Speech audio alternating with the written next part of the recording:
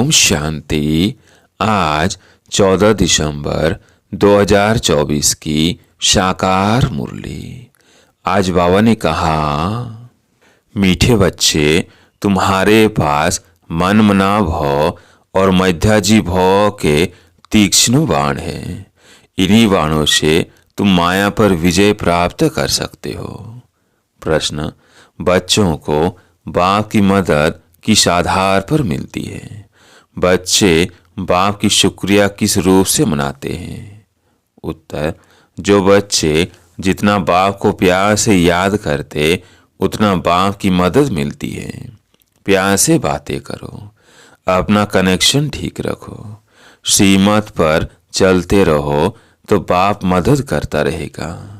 बच्चे बाप की शुक्रिया मानते, बाबा आप परम धाम से आकर हमें पति से पावन बनाते हो। आपसे हमें कितना सुख मिलता है, प्यार में आंसू भी आ जाते हैं। ओम शांति। बच्चों को सबसे प्रिय है माँ और बाप, और माँ बाप को फिर बच्चे हैं, बहुत प्रिय। अब बाप जिसको तमेव मातस्य पिता कहते हैं, लौकिक माँ बाप को तो कोई ऐसे कह न सके। यह महिमा है जरूर, परंतु किसकी है यह कोई जानते नहीं।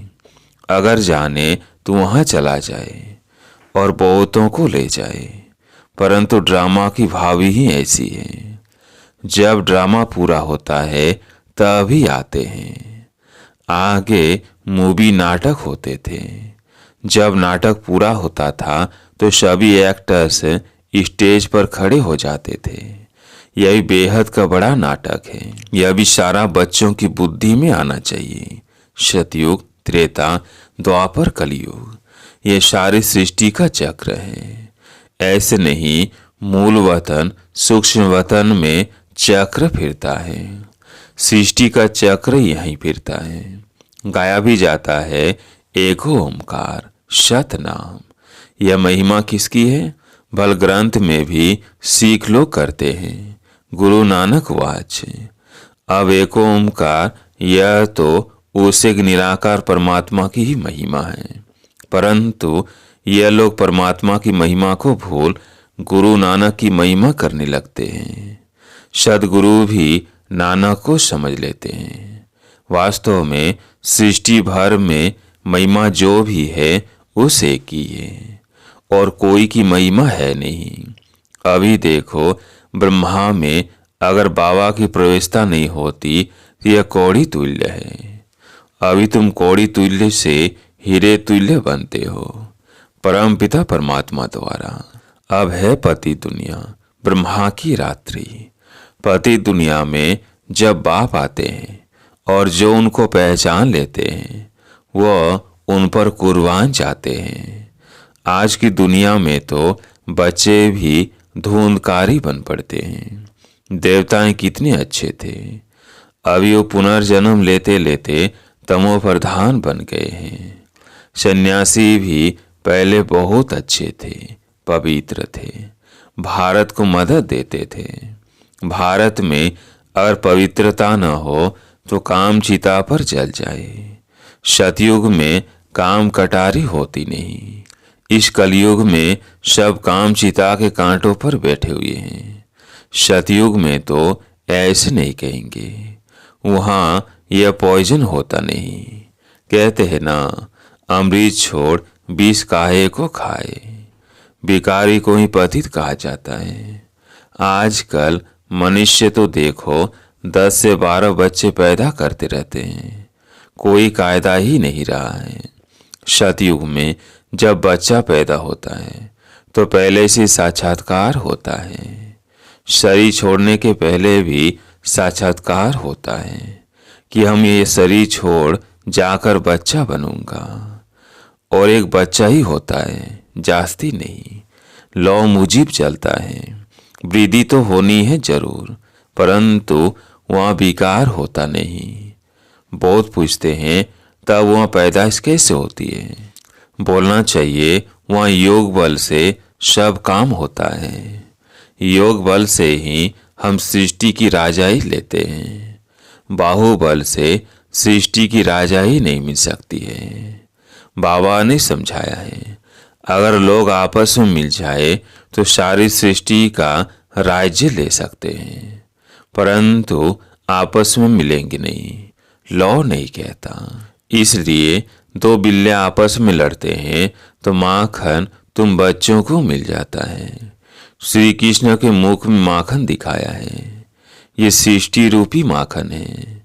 बेहद का बाप कहते हैं, यह योग बल की लड़ाई शास्त्रों में गाई हुई है, बाहुबल की नहीं। उन्होंने फिर हिंसक लड़ाई शास्त्रों में दिखा दी है, उनसे अपना कोई संबंध नहीं है। पांडवों कौरवों की लड़ाई है नहीं। ये अनेक धर्म 5 अरब वर्ष पहले भी थे जो आपस में लड़कर विनाश हुए। पांडवों ने देवी देवता धर्म की स्थापना की। यह है योग बल, जिससे सृष्टि का राज्य मिलता है। माया जीत जगत जीत बनते हैं। सतयुग में माया रावण होता नहीं, वहां थोड़े रावण का भूत बनाकर जलाएंगे। भूत यानी चित्र कैसे कैसे बनाते हैं, ऐसा कोई दैत्य व असुर होता नहीं। ये अभी नहीं समझते 5 विकार स्त्री के हैं और 5 विकार पुरुष के हैं। उनको मिलाकर 10 शीश वाला रावण बना देते हैं, जैसे विष्णु को भी 14 भुजाएं देते हैं। मनुष्य तो यह कॉमन बात भी समझते नहीं है, बड़ा रावण जलाते हैं। मोस्ट विल्वेड बच्चों को अभी बेहद का बाप समझाते हैं। बाप को बच्चे हमेशा नंबरवार प्यारे होते हैं। कोई तो मोस्ट विल्वेड भी है तो कोई कम प्यारे भी है। जितना शिकिलधा बच्चा होगा उतना जास्ती लव होगा। यहाँ भी जो सर्विस पर तत्पर रहते हैं, रहमदिल रहते हैं, वो प्यारे लगते हैं। भक्ति मार्ग में रहम मांगते हैं ना, खुदा रहम करो, मर्सी ऑन मी। परंतु ड्रामा को कोई जानते नहीं है। जब वो तमो प्रधान बन जाते हैं तब ही बाबा का प्रोग्राम है आने का, ऐसे नहीं। ईश्वर जो चाहे कर सकते हैं या जब चाहे तब आ सकते हैं। अगर ऐसी शक्ति होती तो फिर इतनी गाली क्यों मिले, वनवास क्यों मिले? यह बातें बड़ी गुप्त हैं। श्री कृष्ण को तो गाली दे न सके। कहते हैं भगवान यह नहीं कर सकता, परंतु विनाश तो होना ही है, फिर बचाने की तो बात ही नहीं। सभी को वापिस ले जाना है। स्थापना विनाश कराते हैं तो जरूर भगवान होगा ना। परमपिता परमात्मा स्थापना करते हैं। किसकी? मुख्य बात तुम पूछो ही यह कि गीता का भगवान कौन? सारी दुनिया इसमें मुझी हुई है। उन्होंने तो मनुष्य का नाम डाल दिया है। आदि सनातन देवी देवता धर्म की स्थापना तो भगवान बिगर कोई कर नहीं सकता। फिर तुम कैसे कहते हो श्री कृष्ण गीता का भगवान है? विनाश और स्थापना कराना किसका काम है? गीता के भगवान को भूल गीता को ही खंडन कर दिया है। यह बड़े से बड़ी भूल है। दूसरा, फिर जगन्नाथपुरी में देवताओं के बड़े गंदे चित्र बनाए हैं। गवर्नमेंट की मना है गंदे चित्र रखने की, तो इस पर समझाना चाहिए। इन मंदिरों पर कोई की बुद्धि में यह बातें आती नहीं हैं। यह बातें बाप ही बैठ समझाते हैं। देखो बच्चियां कितना प्रतिज्ञा पत्र भी लिखती है, खून से भी लिखती। एक कथा भी है ना, श्री कृष्ण को खून निकला तो द्रौपदी ने अपना चीर फाड़ कर बांध दिया। यह लव है ना, तुम्हारा लव है शिव बाबा के साथ। इनका ब्रह्मा का खून निकल सकता है, इनको दुख हो सकता है, लेकिन शिव बाबा को कभी दुख नहीं हो सकता, क्योंकि उनको अपना शरीर तो है नहीं। श्री कृष्ण को और कुछ लगे तो दुख होगा ना, तो उनको फिर परमात्मा कैसे कह सकते? बाबा कहते मैं तो दुख सुख से न्यारा हूँ, हाँ, बच्चों को आकर सदा सुखी बनाता हूँ। सदा शिव गाया जाता है। सदा शिव सुख देने वाला कहते हैं। मेरे मीठे मीठे सिकिलधे बच्चे जो सपूत है, ज्ञान धारण कर पवित्र रहते हैं, सच्चे योगी और ज्ञानी रहते हैं, वो मुझे प्यारे लगते हैं। लौकिक बाप के पास भी कोई अच्छे कोई बुरे बच्चे होते हैं। कोई कुल को कलंक लगाने वाले निकल पड़ते हैं, बहुत गंदे बन जाते हैं। यहाँ भी ऐसे आश्चर्यवत बच्चा बनंती सुनंती कथंती फिर फार कथी देवंती। इसलिए ही निश्चय पत्र जाता है तो लिखत फिर सामने दी जाएगी। ब्लड से भी लिख कर देते हैं, ब्लड से लिख कर प्रतिज्ञा करते हैं। आजकल तो कसम भी उठवाते हैं, परंतु वह झूठी कसम। ईश्वर को हाजिर नाजिर जानना अर्थात यह भी ईश्वर है, मैं भी ईश्वर कसम उठाता हूँ। बाप कहते हैं अभी तुम प्रैक्टिकल में हाजिर नाजिर जानते हो। बाबा इन आंखों रूपी खिड़कियों से देखते हैं। यह पराया शरीर है, लोन पर लिया है। बाबा किराएदार है। मकान को काम में लाया जाता है ना, तो बाबा कहते हैं मैं यह तन काम में लाता हूँ। बाबा इन खिड़कियों से देखते हैं, हाजिर नाजिर है। आत्मा जरूर आर्गन से ही काम लेगी ना। मैं आया हूँ तो जरूर सुनाऊंगा ना। आर्गन से यूज करते हैं तो जरूर किराया भी देना पड़ेगा। तुम बच्चे इस समय नर को स्वर्ग बनाने वाले हो। तुम रोशनी देने वाले, जागृत करने वाले हो। और तो सब कुंभकर्ण की नींद में सोए पड़े हैं। तुम माताएं जागती हो, स्वर्ग का मालिक बनाती हो। इसमें मेजॉरिटी माताओं की है, इसलिए वंदे मातरम कहा जाता है। भीष्म पितामह आदि को ही बाण मारे हैं। मान मना भव, मध्याजी भव का बाण कितना सहज है। इन्हीं बाणों से तुम माया पर जीत भी पा लेते हो।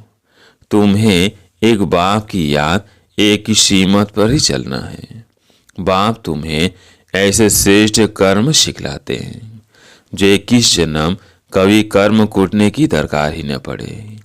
तुम एवर हेल्दी एवर वेल्दी बनते हो। अनेक बार तुम शौर के मालिक बने हो, राज्य लिया और फिर कमाया है। तुम ब्राह्मण कुलभूषण ही हीरो हीरोइन का पार्ट बजाते हो। ड्रामा में सब सूझ पाठ तुम बच्चों का है।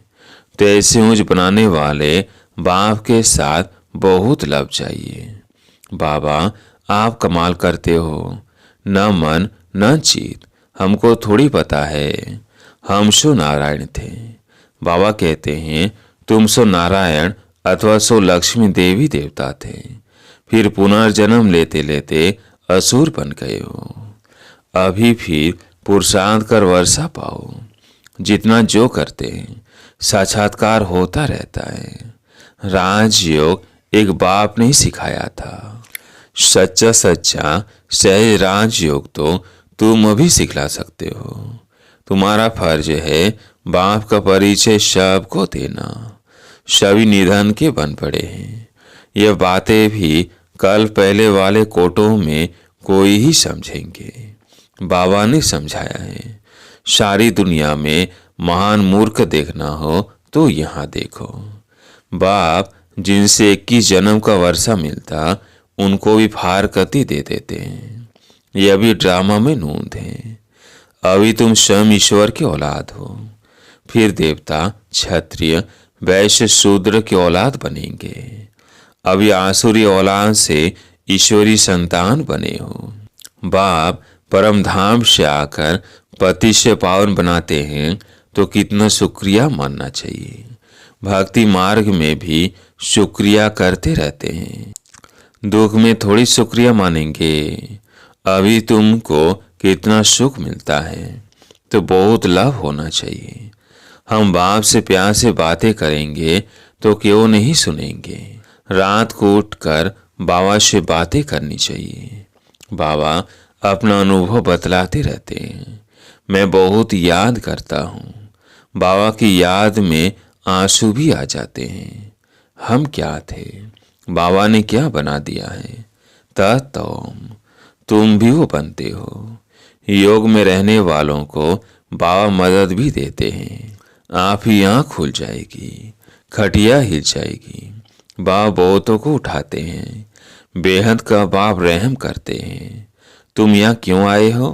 कहते हो बाबा भविष्य में श्री नारायण को वरने की शिक्षा पाने आए हैं, अथवा लक्ष्मी को वरने लिए ये इम्तिहान पास कर रहे हो। कितना वंडरफुल स्कूल है, कितनी वंडरफुल बातें हैं। बड़े से बड़ी यूनिवर्सिटी है, परंतु गॉडली यूनिवर्सिटी नाम रखने नहीं देते हैं। एक दिन जरूर मानेंगे, आते रहेंगे, कहेंगे ब्रोवर कितनी बड़ी यूनिवर्सिटी है। बाबा तो अपने नैनों पर बिठाकर तुमको पढ़ाते हैं, कहते हैं तुमको स्वर्ग में पहुंचा देंगे। तो ऐसे बाबा से कितना बातें करनी चाहिए। फिर बाबा बहुत बहुत मदद करेंगे। जिनके गले घुटे हुए हैं उनका ताला खोल देंगे।